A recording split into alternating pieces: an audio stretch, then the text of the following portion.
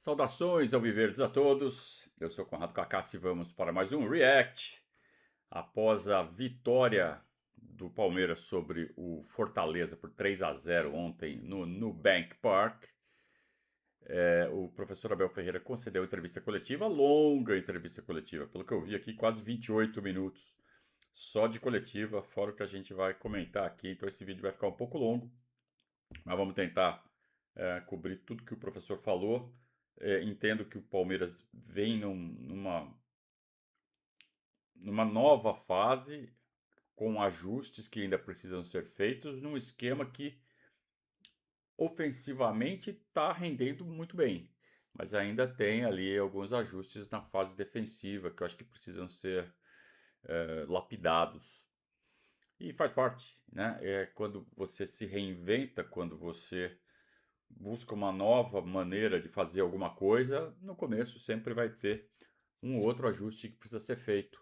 Mas o fato é que uma das grandes reclamações da torcida do Palmeiras, porque joga feio. Pô, o Palmeiras está jogando futebol bem decente, hein? Bem legal de assistir. E os resultados continuam vindo. É verdade. Fortaleza, Vitória, Curitiba. Curitiba ok, hein? É um time até que legal. Mas Fortaleza e Vitória, né? Ainda o jogo do Vitória também foi condicionado por burrice dos jogadores do Vitória. Então, ainda há testes mais pesados que precisam ser feitos. Por exemplo, contra o Atlético Mineiro já não deu muito certo. Tudo bem que o time jogou bem, jogou melhor e foi contingência do jogo também, né? Assim como o jogo do Vitória. Então, assim, ainda não dá para você cravar nada, nem para você falar que esse esquema é um sucesso absoluto e também nem falar que tá tudo errado, que vai dar, que só tá batendo em galinha morta. Tem que lapidar e quando chegarem os jogos mais parrudos, aí a gente vai ver, né? E que bom que ele está tentando fazer implementar essas novidades em jogos tranquilos, em jogos que é possível fazer isso. Então ele está sabendo lidar com o calendário, isso é muito legal também. Vamos ver o que ele falou. Tá aí o professor na janelinha, bora. Queria que você comentasse não só a vitória de hoje, né, esse 3-0 para cima do Fortaleza, mas também a alteração que você foi obrigado a fazer na defesa, né, por causa da lesão do Gustavo Gomes. O Murilo estava jogando mais pelo lado direito da zaga e agora você trouxe ele por dentro e o Emiliano jogando pelo lado direito. O que muda Foi nessa ruim. saída do Gomes para a entrada do Emiliano jogando Emiliano deu mais errado. pelo lado e centralizando o Murilo nessa linha de três? Olha, tentar explicar um bocadinho. Vocês lembram-se do ano passado quando nós tivemos que virar aqui um jogo de 3-0? De 3-0 contra. Eu joguei com 3 zagueiros. Qualquer sistema dá-te o que tu pedes do sistema. O sistema pode ser, qualquer um pode ser altamente defensivo ou altamente ofensivo. Estamos em pleno século XXI e devemos ter todos mente aberta para entender que o que é que eu quero com esta é agressividade ofensiva. Conseguiu. Eu quero agressividade ofensiva, quero o Marlon a chegar à área a fazer passes e remates e assistências. Eu quero o Andreas a chegar à área e para isso temos que ter uma equipa equilibrada. Certo. Uma equipa que tenha 5, 6, 7 jogadores a atacar e 3 a equilibrar a equipa. Nós ao longo destes últimos anos, o Palmeiras foi uma equipa que cresceu em várias dimensões. Nas expectativas, né? Quando chegámos aqui, vocês lembram-se, ninguém sabia quem era o treinador e coitadinhos dos jogadores do Palmeiras quando eu cheguei aqui. Ninguém apostava nada nessa equipa. E nós, com aquela equipa, criámos uma cultura de trabalho, uma cultura competitiva e conseguimos no primeiro ano, à custa de trabalho de todos e de muito esforço, e ajustar as características dos nossos jogadores às características daquilo que queríamos, porque o Palmeiras, seja com que jogadores for, seja com o Sub-20, seja com a equipa A ou quaisquer jogadores, joga sempre para ganhar. E nós adaptámos uma forma de jogar às características dos jogadores que tínhamos. E agora é a mesma coisa. Temos jogadores com características diferentes e nós temos de ter sempre a equipa equilibrada.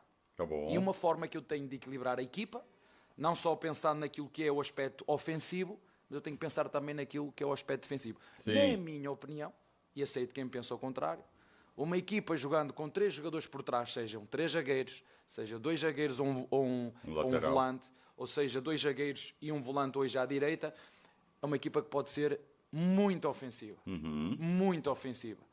É assim que eu vejo o futebol. E dar-me também outra coisa. É bolas. Está sendo ofensiva. A nossa preocupação nesse momento é com a transição defensiva. O time está vulnerável. Se o adversário jogar com pontas abertos, como jogou o Fortaleza ontem, e se os pontas forem bons, vai entrar na área e vai ficar cara a cara com o Carlos Miguel, que vai passar pelo zagueiro. Essa cobertura ainda precisa ser mais bem desenvolvida. E entendo que é um começo de sistema que precisa ser lapidado. Beleza. Então, que se façam esses ajustes. Não ficar focando só na parte ofensiva. O próprio Abel está falando de manter o time equilibrado. Então, vamos lá. Bolas paradas. Uma coisa é ter o Giai que me podia dar largura, e se o jogo pedisse para meter o Giai, a sua expedição já estava pensada, tirar o Emiliano e meter o Giai para me dar profundidade e largura na direita. Mas como este tipo de jogos, muitas vezes estas equipas, o que não foi o caso, o último jogo aqui em casa, jogámos contra o Atlético Mineiro, 11 jogadores atrás da linha bola e espatados em cima da frente da área, e ganharam o jogo. O Fortaleza não fez isso. O Fortaleza veio aqui, pressionou-nos logo à saída e criou-nos muita dificuldade na primeira parte. É outra abordagem de jogo. E, portanto, quando estás a jogar num jogo que é mata-mata, tens que pensar em tudo. Tens que pensar quando estás a atacar, tens que ter uma prevenção muito forte. Tens que pensar que o adversário vem apostar numa bola parada, e o Emiliano dá-nos não só defensiva como ofensivamente. Portanto, essa é a minha opção. Agora, também não deixa de ser verdade, desde que eu estou aqui, já joguei 500 vezes com 3 zagueiros e 500 vezes me perguntam porque é que eu jogo com 3 zagueiros ou 3 atrás. Nunca me perguntaram porque é que eu joguei com uma linha de 4. Que a questão é que você trocou o Murilo, porque no jogo contra o Coritiba e contra o Vitória, o Murilo joga pela direita e inicia 2 jogadas de gols. Certo. E agora você colocou ele por dentro. Mas agora faltou-me o Gomes. Agora faltou-me o Gomes. Faltou-me o Gomes e eu tive que puxar, se não tivesse tido essa lesão. Se calhar... Vocês percebem como, às vezes, o Abel entende a pergunta errado e aí ele faz ele faz um tratado sobre o que ele quer dizer, e não era nada sobre isso a pergunta. A pergunta era por que ele trocou o Murilo de lugar, não porque ele entrou com 3 zagueiros. E ele já tá na defensiva, ele já tá, vocês me enchem o saco porque eu ponho 3 zagueiros. 3 zagueiros pode ser ofensivo. Pode, Abel, mas não é isso que está sendo perguntado. A pergunta foi só sobre o posicionamento do Murilo, independente de estar com 3 zagueiros. 3 zagueiros já é uma realidade no Palmeiras. Agora, aproveitando que ele desenvolveu o tema, de novo, o Emiliano não funcionou ali na direita. Era melhor ter colocado o Giai. Tudo bem, tinha que colocar para saber. Espero que ele tenha visto a partida horrenda que fez o Emiliano Martins ali do lado direito e que não se repita.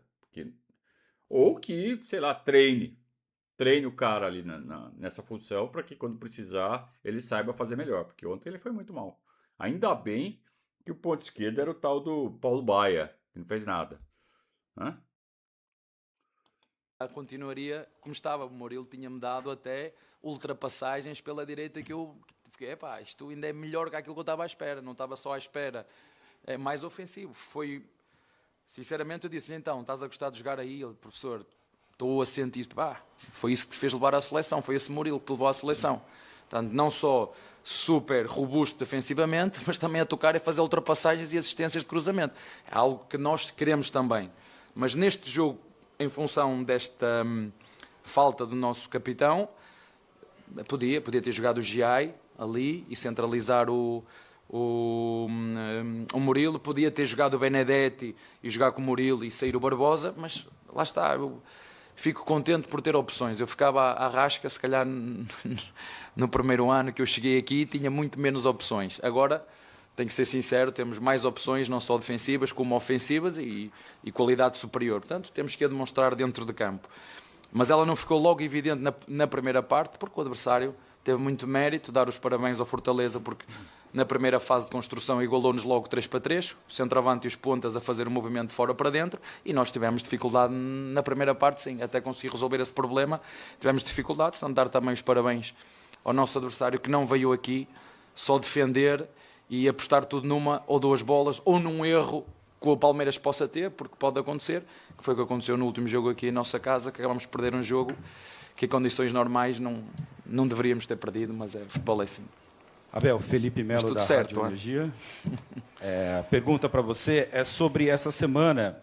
Muitas notas foram enviadas do Vitória e até o Flamengo emitindo uma nota oficial dizendo que o Palmeiras, desde que o VAR foi implementado, é o time mais beneficiado do futebol brasileiro. Quando você vê uma declaração dessa, uma nota dessa de um clube rival do Palmeiras falando sobre isso, você teme que algo possa acontecer com o Palmeiras nos próximos jogos, principalmente do Campeonato Brasileiro?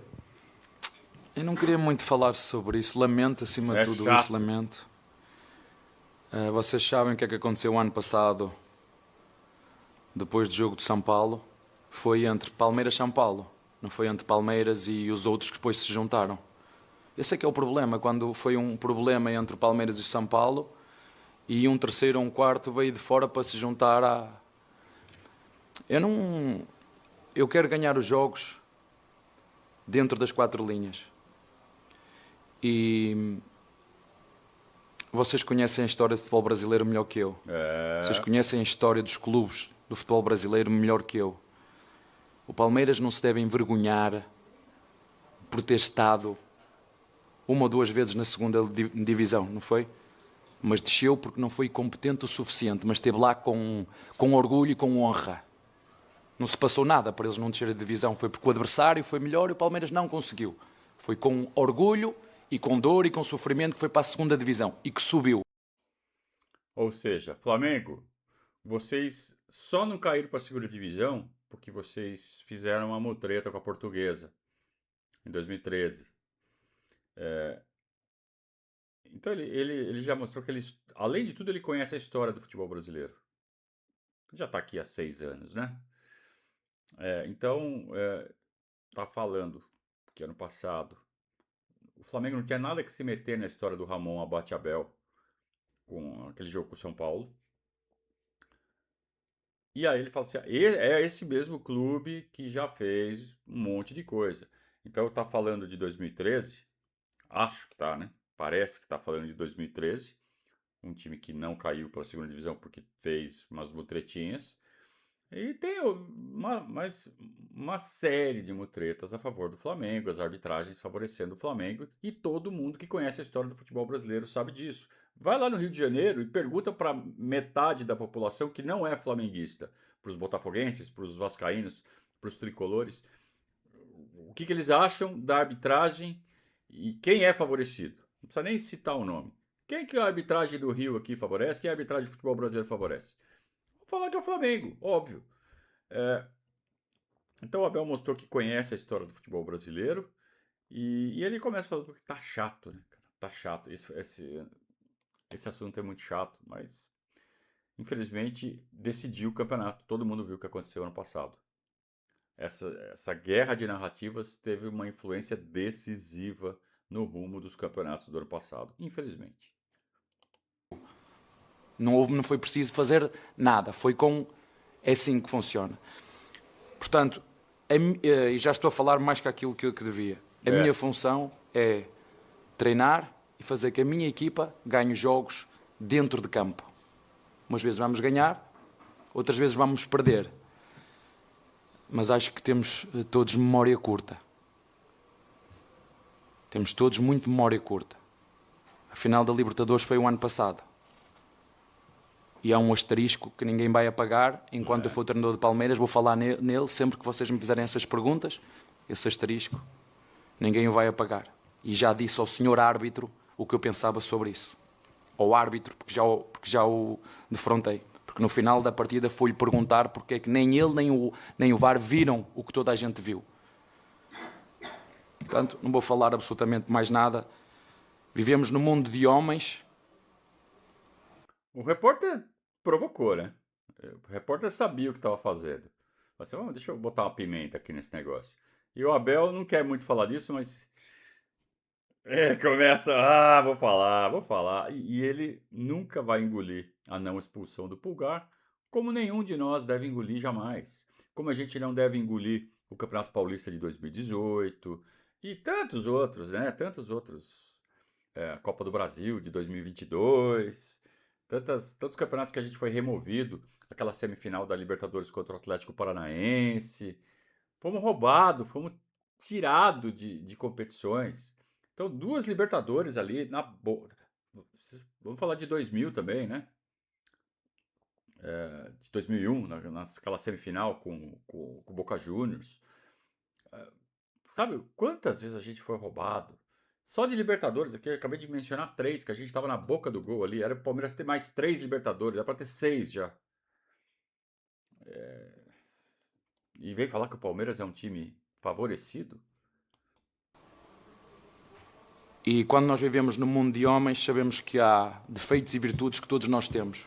Eu tenho muitos defeitos, tenho algumas virtudes, mas tenho o Palmeiras, tenho o Corinthians, tenho o São Paulo, tenho o Flamengo. Vivemos no mundo dos homens. Se quisermos gente direitinha, vamos todos ao Vaticano e trocamos.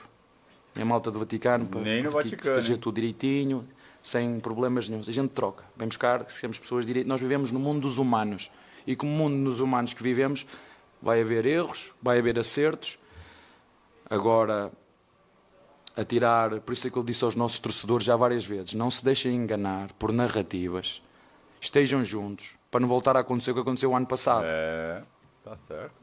Para não voltar a acontecer o que aconteceu o ano passado. E acho que a nota do Palmeiras é muito clara. E as imagens são muito claras. Concordo.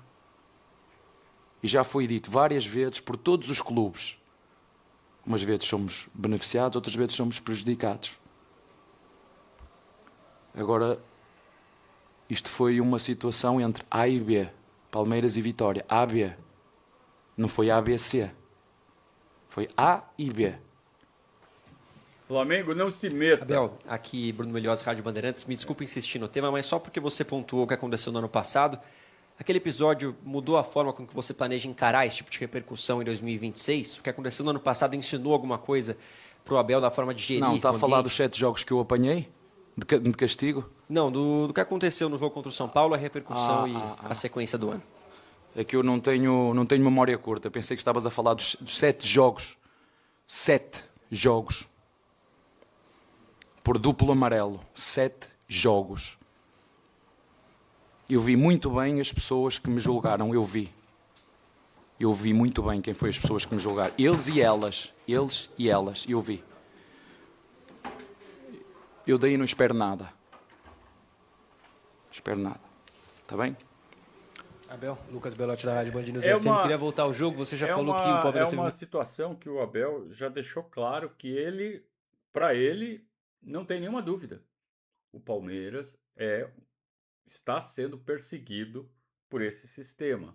O sistema que envolve a arbitragem da CBF e tribunais, ou tribunal, né, o STJD, -RJ. E vamos combinar que ele não está errado.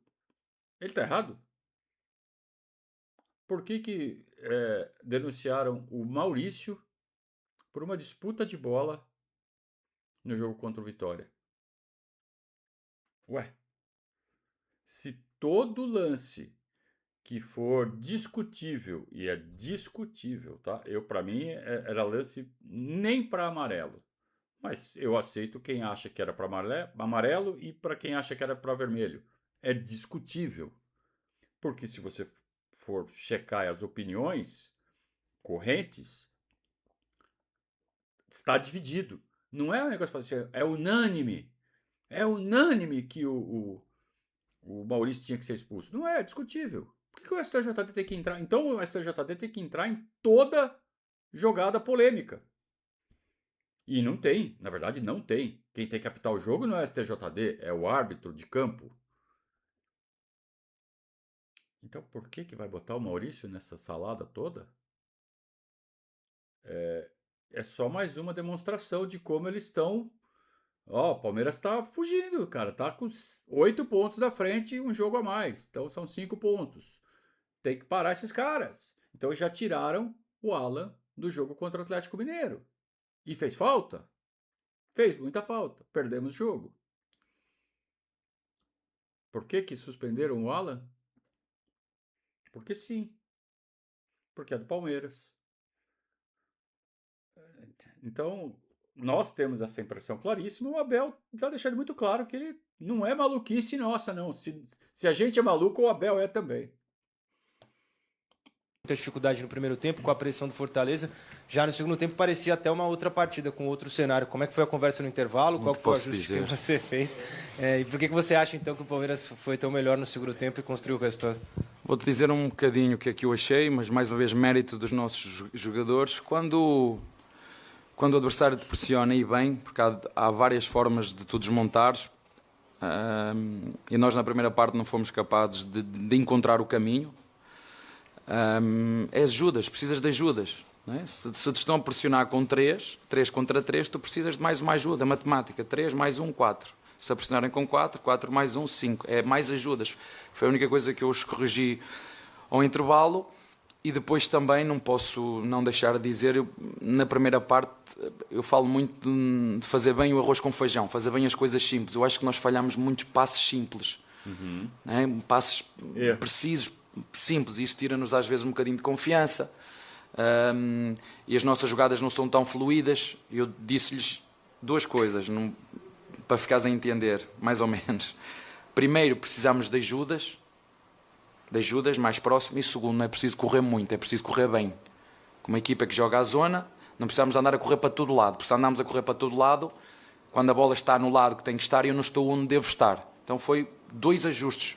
Primeiro, aproximar com ajudas, e no ataque à área, estarmos nos sítios que eles sabem que têm que estar. Foi a única coisa que lhes disse, e pronto, e o resultado depois acabou por se abrir. Mesmo na primeira parte tivemos uma do Alá, estou-me a lembrar, dentro, e nós sabemos que este tipo de jogos, quando nós conseguimos abrir, fica mais fácil, mas volto aqui a referir, dar mérito à forma como eu, ou quando falo ou jogo contra as equipas do Paulo Autori, faz-me lembrar sempre muito o Bobby Robson, que é um gentleman de futebol, uma pessoa com um nível e uma qualidade e princípios fantásticos.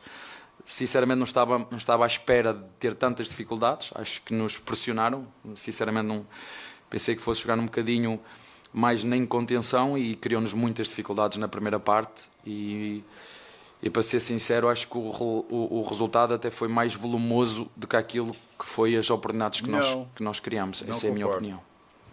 Não concordo. No segundo tempo, o Palmeiras foi muito superior. Eu enxerguei o jogo um pouco diferente.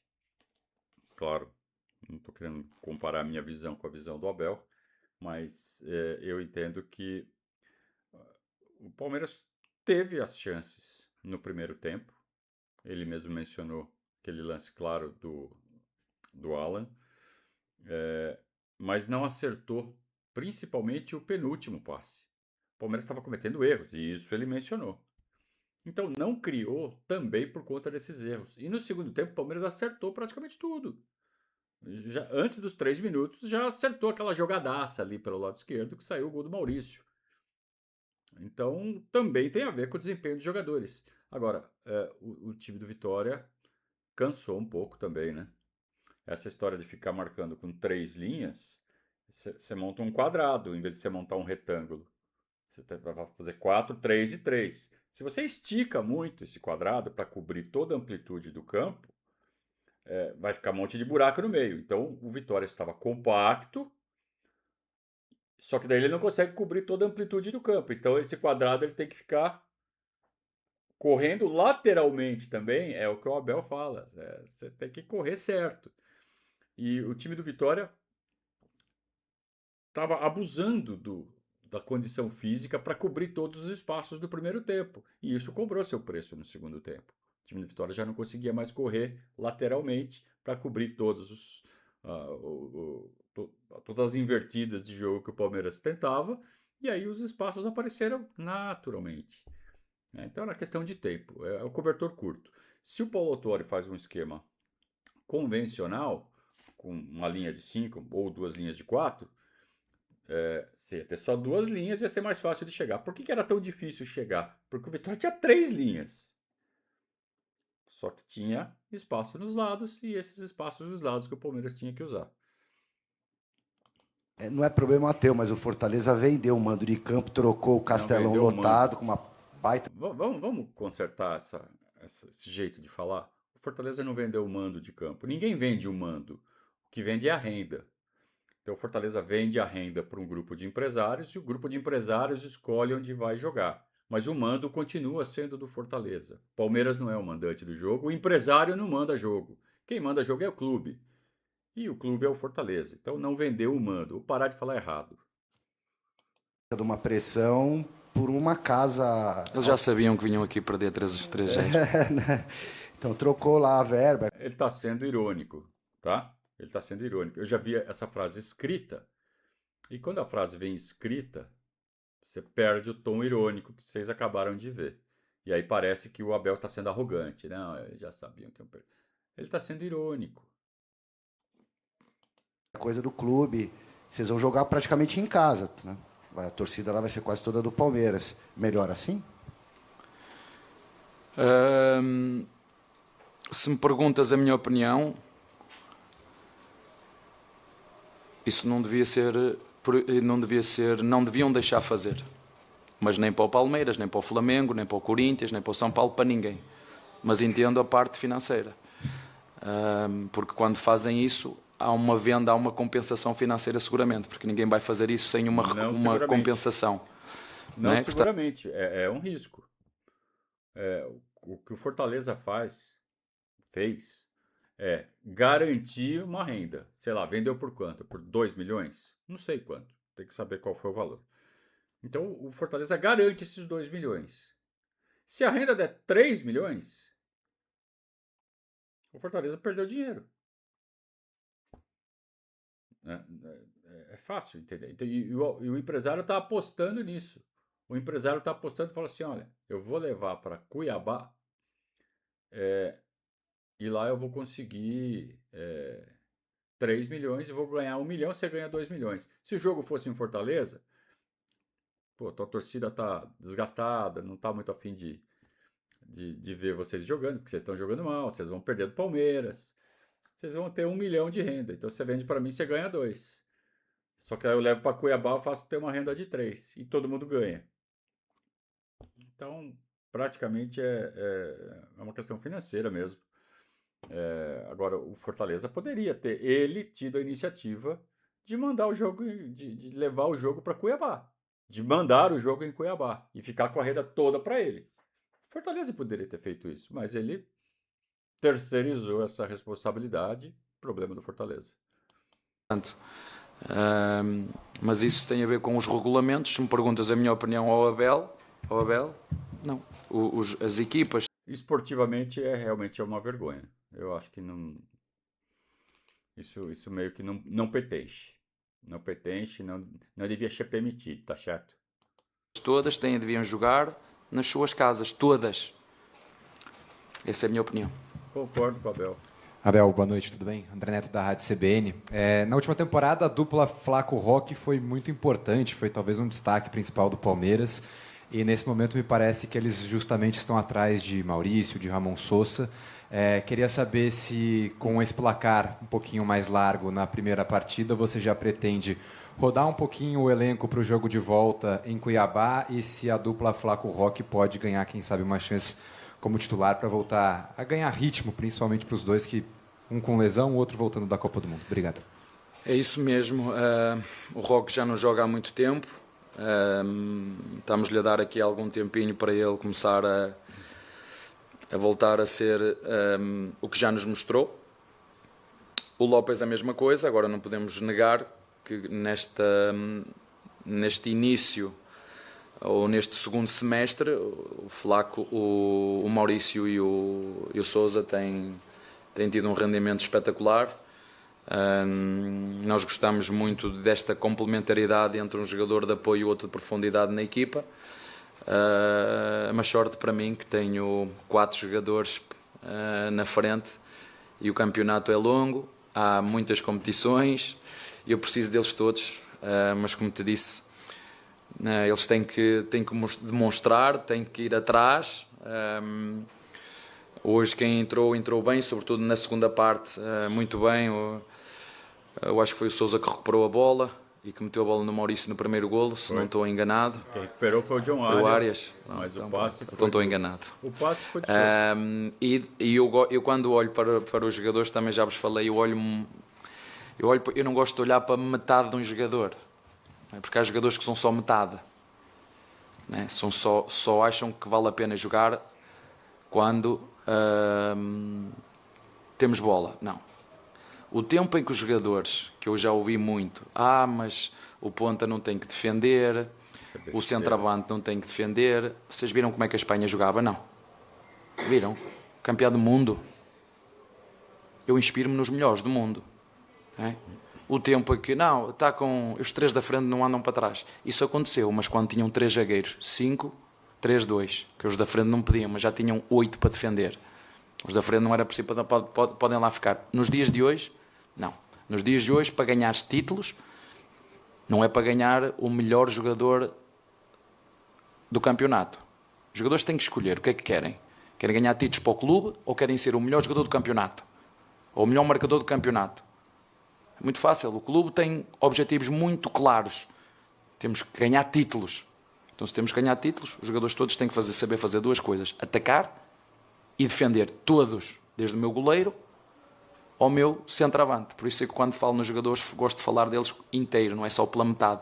Porque há jogadores que são muito bons com bola e depois sem bola os outros que estão lá atrás que resolvam. Isso já não há. Nos dias de hoje, já foi. Há 15 anos atrás era assim. Isso. Não, ponta não defende. Centroavante também não precisa. Fica lá só para fazer golos. Isso já, hoje não existe.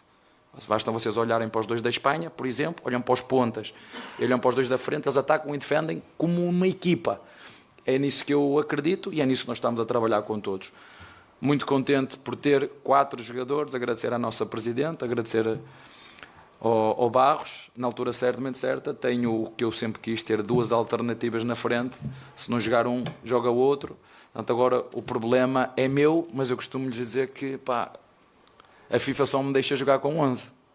Porque se deixasse jogar com mais 2, eu metia os 4 na frente, mas não posso, só podem jogar 2. Está bem? Isso porque ele ainda não falou do Paulinho, né? Então tem o Maurício e o Ramon Sousa, Flaco Lopes e Vitor Roque e Paulinho para 2 vagas. Então tem 5 para 2 vagas. É um problema dele, mas aí ele fala, é um problema meu, mas ele fala com aquele sorrisinho no rosto. Tô bem. E tá bem mesmo, o elenco do Palmeiras. Hoje a gente pode dizer que, claro que sempre vai ter uma ou outra coisinha que a gente acha que pode melhorar, e pode mesmo. Acho que a gente ainda precisa de um cincão, a gente ainda precisa de uma boa opção ali para lateral direita. Embora o Alan esteja fazendo o corredor com essa nova solução que ele propôs. E se o Alan não puder jogar? Quem que vai fazer ali o corredor direito? Então também tem isso, né? Um cara que saiba atacar e defender pelo corredor, como o Alan sabe fazer, nós estamos dependendo dele. Do lado esquerdo a gente tem o Piquerez e o Arthur quebra o galho. Do lado direito, o Kelvin não está conseguindo e o Giai não está conseguindo. Desculpa. Anderson Corrêa do Verdazo. Só voltando a falar então do jogo, o Palmeiras teve algumas dificuldades, né, na primeira etapa, como você mencionou, por méritos também do Fortaleza, que posicionou bem suas linhas. E o Palmeiras na segunda etapa conseguiu achar esses espaços. Você acha que foi devido também ao fato, um mérito do próprio Palmeiras de ter cansado a defesa do Fortaleza e aí conseguir mais espaços, ou teve alguma nuance tática que fez o Palmeiras conseguir os gols na segunda etapa? Eu prometo que ainda vou analisar o jogo outra vez, mas a minha opinião agora em cima do jogo, que é uma das coisas que eu gosto de fazer, não hoje, mas amanhã, de tarde, ver o jogo com calma. E eu acho que fez, sinceramente, nós jogarmos melhor na segunda parte, por incrível que pareça, foi correr menos para jogar melhor. Okay? Correr menos para jogar melhor. O que é que eu quero dizer com isto? É nos momentos que nós temos bola, não andar a correr para todo lado, andar a correr para o lado certo. Eu acho que foi isso que fez nós jogarmos melhor na segunda parte, estarmos melhor posicionados para receber a bola em determinados espaços. Esta é a minha sensação, foi aquilo que eu lhes disse ao intervalo, estava-te a dizer. Na primeira fase, se queremos eliminar esta pressão do adversário, e muito bem feita, temos que ter mais ajudas. Ok, nesse ajuste da saída de bola, beleza. porque realmente o Fortaleza estava criando problemas, mas esse correr bem, o Palmeiras já estava bem posicionado no primeiro tempo. O que faltava era essa escolha de virar mais o jogo. O Palmeiras estava insistindo em jogar por dentro. E o Palmeiras tinha que balançar a defesa do Fortaleza para cansá-los e para arrumar os espaços. Nem só pensando no, vamos cansar eles para ganhar no final. Mesmo para fazer o gol ali no primeiro tempo mesmo. Você tinha, para arrumar os espaços, tinha que balançar a defesa deles. E faltou fazer isso. E na chegada à área, e sobretudo nos corredor central e no corredor lateral, temos que ter jogadores bem posicionados para receber a bola. Tinha. Ou nas costas dos volantes, ou nas costas dos pontas, ou nas costas dos zagueiros, ou nas costas dos laterais, como foi, por exemplo, o último golo em que o nosso Arthur conseguiu ir buscar a bola nas costas do lateral esquerdo, se não estou enganado. Portanto, o futebol é um bocadinho isto. Umas vezes temos que correr muito, porque o adversário nos está a fazer marcações individuais, outras vezes temos que correr certo. Eu acho que foi esse o segredo. Na segunda parte, correr menos com bola para jogar melhor. Mas sem bola, ninguém se poupa. Isso é o que eu lhes disse. Com bola temos que correr menos. Sem bola temos que ser leões atrás dela. Abel, tudo bem? Vinícius Rafucci do Lance. Eu vou voltar um pouco na pergunta e na resposta que o colega falou sobre essa gestão dos jogadores de ataque. Essa partida foi a primeira do ano que você teve os 7 principais atacantes do time à disposição. Vou puxar aqui a lista só para não esquecer ninguém. Alan, Maurício, Sousa, Flaco, Roque, Arias e Paulinho. Não dá para colocar todo mundo para jogar. Paulinho não entrou hoje. Você já falou sobre essa questão da parte tática, né, de como você tem entendido e tem colocado esses caras em campo, mas da parte de gestão de grupo. Esses jogadores têm suas vontades, suas expectativas, seus desejos. Como fazer uma gestão para que esse Palmeiras dê certo com tantos jogadores bons e lidar com essa questão de você ter muitos caras que jogam e fazem funções às vezes parecidas nesse mesmo grupo, nesse mesmo ataque? Para mim é muito fácil. É a liderança do senso comum, é meritocracia, é perceberem que um elenco não se faz só com 11, é perceber que há regras dentro de um grupo que elas têm que ser cumpridas, e quando assim acontece, o Paulinho já jogou, não sei, hoje não jogou porque teve é bom que também vocês saibam disso, ontem no treino teve uma dor no adutor, falou comigo e com o doutor, mas eu quero ir. Nós levámos para jogo, hoje no aquecimento também não se sentiu muito confortável, portanto também vamos fazer uma nova avaliação. Mas é muito melhor ter esses jogadores e eles entenderem aquilo que eu te disse. Joga o Roque, joga o Sousa, está ótimo. Joga o Maurício, joga o Lopes, está ótimo. Parece o Filipão falando. E é isso que eu sempre te disse. Jogadores e treinadores que queiram ganhar títulos têm que ter a primeira competição interna.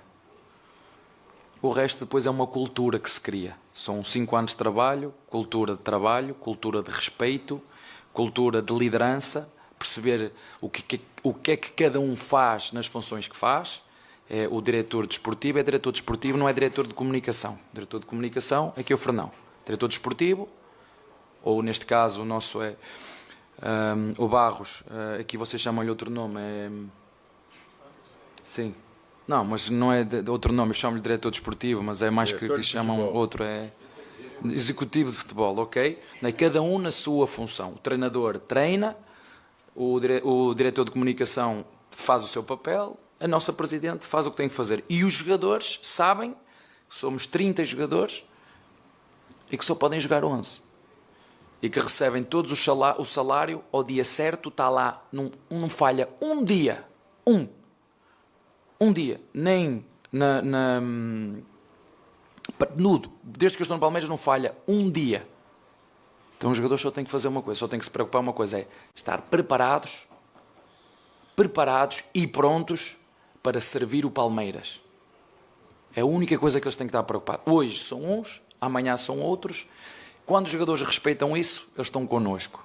Quando não respeitam isso, certo? Oi, Abel. É interessante, né? Todas essas características do Palmeiras nos últimos anos O Palmeiras normalizou esse tipo de coisa que deveria ser normal em todos os clubes. Então, o Palmeiras tem um técnico só desde 2020. O Palmeiras nunca atrasa salário desde 2020, ou até desde antes. Isso aí foi consertado antes até. O Palmeiras consegue manter um nível de receita superior por ter bons profissionais trabalhando em várias áreas, inclusive na base, que gera uma boa fatia desse orçamento gordo do Palmeiras. Então o Palmeiras está fazendo tudo certinho fora de campo. Estou falando de estrutura, de pessoal, de métodos, de processos. E aí os caras vêm falar que é por causa de arbitragem que o Palmeiras está ganhando o campeonato, está liderando o campeonato. Ah, vá, né, meia horinha, com o relógio parado. Guilherme do GE. Eu queria falar sobre o Arias, né? Que ele começou no Palmeiras, teve um período de adaptação nesses primeiros 6 meses e agora nesse esquema com 3 zagueiros ele está com mais cara de motorzinho do time, né? Você vê ele indo para a esquerda, indo para a direita, onde realmente a bola tá. Queria que você explicasse essa nova função dele aí e como que ele pode ajudar o Palmeiras no segundo semestre. Obrigado. É isso mesmo. Eu acho que a estrutura de equilíbrio com 3 ou com 2 mais 1 dá-te mais liberdade para os nossos pontas poderem andar por dentro, poderem andar por fora, muitas vezes ser um terceiro volante, que foi um bocadinho que aconteceu, se quiseres, as ajudas mais próximas a ele poder vir por dentro e poder ser mais um terceiro elemento, ou um quarto elemento, ou se Maurício baixar um quinto elemento, poder ter ali 2 inicialmente, mas ter mais 3 que podem aproximar, falta do próprio Arias, que pode vir por dentro, o próprio Maurício, que pode aproximar por dentro, e o Alá, quando ele entender que o tem que fazer. Claro que se jogarmos com o Giai é uma coisa, se jogarmos com o Emiliano é outra, mas Danes, ele tem uma coisa que eu disse na última conferência: ele é um jogador que tem bola, é um jogador que gosta de ter bola, é um jogador que dá boas linhas de passe, é um jogador que tem drible, é um jogador que gosta de jogar entre linhas. E depois tem outra coisa, ele se jogar mais dentro consegue dar-nos aquilo que tu viste hoje, que é uma chegada à área mais rápida, não é? Se estiver muito aberto, depois vai ter que fazer uma distância maior para poder chegar ao golo. Portanto, é um bocadinho o que eu já disse várias vezes e vou voltar a repetir: diz-me os jogadores que eu tenho e eu vou-te dizer como é que eu jogo. Claro que eu também os começo a conhecer melhor, cada vez que o jogador chega, neste caso o Arias, começo a perceber melhor e perceber até aonde é que podemos tirar a maior capacidade dos próprios jogadores. É verdade, às vezes os treinadores são humanos, não é? Às vezes demoram um bocadinho, são mais lerdos, demoram um bocadinho. Assistiu a Copa do Mundo, né, Abel? Todo mundo viu como o Arias jogou na seleção da Colômbia. Tá jogando por dentro, tá jogando de 10, tá jogando por dentro. Não exatamente de 10, né? Mas na região ali onde fica o 10, o Arias é um cara que tem uma movimentação muito grande. E serviu, sim, serviu como inspiração para o Abel para ele aproveitar melhor o John Arias. Também tem um pouco a ver com a própria preservação que o jogador se deu antes da Copa do Mundo. Era nítido que o John Arias não estava jogando a 100% antes da Copa, no primeiro semestre, quando ele chega no Palmeiras, até a Copa do Mundo. E agora ele se tornou o Arias que o Palmeiras contratou. O Arias que jogava no Fluminense, o Arias da própria seleção colombiana. E agora ele está jogando do mesmo jeito, em intensidade e em produção, em resultado. Então tem um pouco de tudo, né? Essa mudança de perspectiva, de não ter mais a Copa do Mundo pela frente, e claro, um aprendizado do Abel: como é que eu posso usar melhor esse cara, né? E agora ele está extraindo tudo do colombiano, está jogando demais. Entender, mas vão ganhar e perder na mesma, mas eu acho que é essa a vantagem que nos dá, poder dar mais liberdade, poder jogar mais fechado, mais aberto, e como tu disseste bem, tem-nos dado essa superioridade por dentro e também chegada à área, e mais do que tudo é dar-nos rendimento, porque vocês conhecem tão bem como eu, sabem aquelas laranjas que a gente vai ao supermercado, elas estão tão bonitas, e a gente depois vai abrir e não tem sumo nenhum. Eu gosto mais daquelas que a gente olha, parece que não Então parece meias sujas, toda a pele toda enrugada, mas chegas a casa, aquilo dá sumo. Pronto, e eu quero o jogador assim, é um jogador que dê sumo. O que é sumo? Não é cabritos, nem cuecas, nem dribles. Eu quero rendimento. Sumo é assistências, é golos, é defesas, é eficácia num contra um defensivo. E é verdade que ele chegou aqui com uma casca muito bonitinha, né? Estava toda a gente à espera nisso que desse muito sumo. Fomos lá metê-la no meio da lama, anda lá, vê se pronto. E felizmente para nós e para o torcedor. E obrigado por terem vindo, por ter apoiado. Acho que o nosso torcedor está a desfrutar da nossa forma de jogar. É a arte de jogar futebol com um talento e com muito esforço e com muito espírito competitivo e entre ajuda e de forma coletiva. Os meus jogadores também estão a desfrutar. Agora é perceber que temos que manter isto, mesmo que aconteçam jogos como aconteceu contra o Atlético Mineiro, que na minha opinião fizemos um jogo positivo, mas não levamos ponto nenhum. Está bem? Obrigado pela pergunta. Boa noite. Tava de bom humor o seu Abel hoje, né? Não deu nenhuma grande pistolada, né? Teve uma hora lá que ele se antecipou ali, que ele interpretou errado a pergunta do repórter. Respondeu uma coisa completamente diferente do que ele tinha sido perguntado, mas de forma tranquila, né? Foi uma coletiva tranquila, longa, né? Uma longa entrevista, mas tranquila e legal que ele abriu bastante o assunto, os assuntos, né, que foram tratados e tirou bastante dúvidas que a gente ainda poderia ter, principalmente com respeito ao aproveitamento do Flaco Lopes e do Vitor Roque. Ele deixou claro que é um completo admirador da dupla, mas que nesse momento está difícil de tirar, porque quem está jogando é o Ramon Sosa e o Maurício, eles estão jogando muito. Como é que tira os caras do time? Como é que tira o Ramon Sosa e o Maurício do time? E aí sorte dele que vai poder usar todo mundo.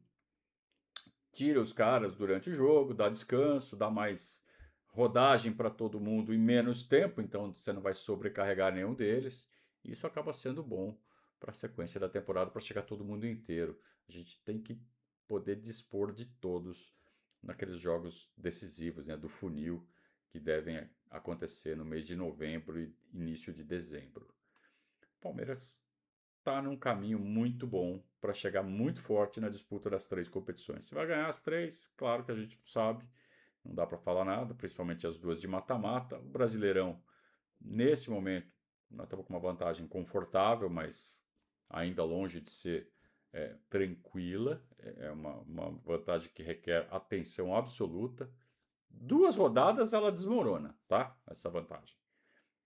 Precisa de 2 tropeços para desmoronar. Então, vamos continuar mantendo essa margem, que ela é boa, uma gordurinha boa, mas vacilou, já era. E mata-mata precisa de um erro. Um erro durante um jogo para acabar com o campeonato. Então é atenção o tempo todo e torcer para dar certo. Tende a dar certo para quem está se preparando bem. E o Palmeiras parece que está fazendo bem esse caminho.